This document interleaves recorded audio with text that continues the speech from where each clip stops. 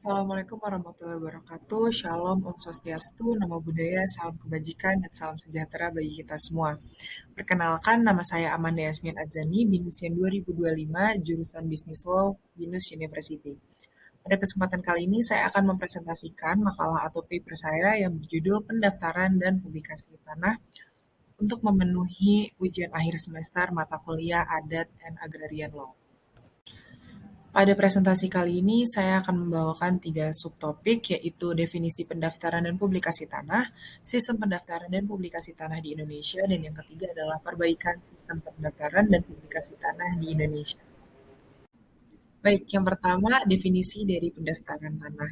Jadi, Peraturan Pemerintah Republik Indonesia Nomor 24 Tahun 1997 tentang pendaftaran tanah mendefinisikan pendaftaran tanah sebagai suatu proses atau prosedur pengumpulan, pengolahan, pembukuan, penyajian data fisik dan yuridis mengenai bidang-bidang tanah termasuk dengan sertifikat, yang dimana sertifikat itu merupakan surat tanda bukti hak. Nah, sebenarnya apa sih tujuan dari pendaftaran dan publikasi tanah ini? Sebenarnya ada dua tujuan utama, yaitu kepastian hukum dan perlindungan. Sudah pasti pendaftaran ini menimbulkan kepastian hukum dan juga perlindungan bagi para pemilik bidang tanah dengan adanya dokumen yang dikeluarkan. Nah, dokumen ini berfungsi untuk membuktikan bahwa seseorang tersebut adalah pemilik sah dari tanah yang bersangkutan. Nah, pendaftaran tanah ini juga bertujuan untuk menyajikan informasi bagi para pihak yang berkepentingan demi lancarnya pengadaan perbuatan hukum karena mudahnya perolehan data yang dibutuhkan, serta administrasi pertanahan itu menjadi lebih tertib dan tersusun. Oke, selanjutnya kita akan membahas mengenai sistem pendaftaran dan publikasi Indonesia. Jadi di Indonesia itu publikasinya menganut sistem negatif dengan unsur positif, yang dimana ciri-cirinya itu adalah sistem negatif dengan unsur positif ini dia menggunakan sistem pendaftaran akta. Terus, ketika sertifikat dikeluarkan, pihak lain itu dapat mengajukan keberatan atau gugatan terhadap sertifikat tersebut. Selanjutnya, negara tidak menjamin atas kebenaran data fisik atau yuridis yang terdapat dalam sertifikat tersebut. Publikasi ini menggunakan lembaga kadaluarsa dan tanda bukti hak berupa sertifikat yang dikeluarkan oleh sistem publikasi ini cukup kuat untuk dijadikan sebagai alat bukti.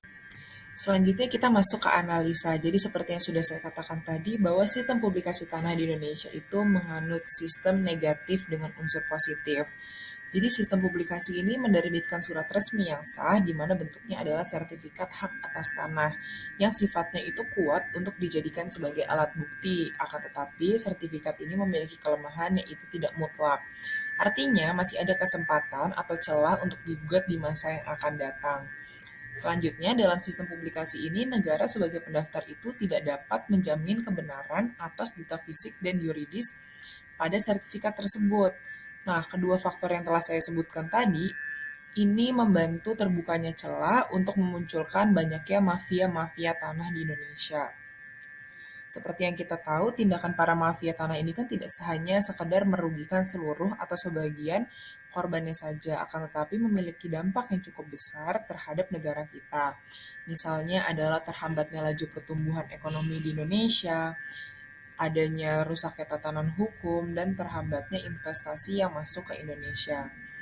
Nah, selain itu, sistem publikasi negatif ini juga dia memiliki kelemahan utama dengan tidak menghasilkan hak yang tidak dapat diganggu gugat, dan sistem publikasi ini itu menggolongkan sah atau tidaknya suatu hak dan peralihan bukan dari pendaftarannya, akan tetapi menggolongkan dari apakah sah atau tidaknya perbuatan hukum yang telah dilakukan.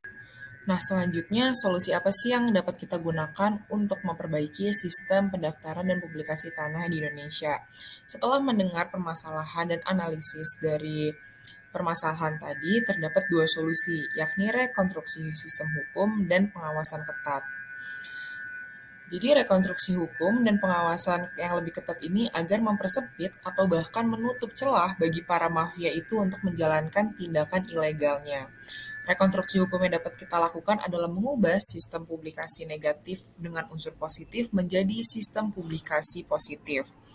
Nah, apabila dalam sistem publikasi negatif itu melakukan sistem pendaftaran akta, kalau di sistem publikasi positif ini mereka menggunakan sistem pendaftaran hak yang dimana nanti menimbulkan adanya buku tanah yang diperlukan untuk penyajian dan penyimpanan data yuridis dan data fisik. Juga ada surat tanda bukti yang berupa sertifikat.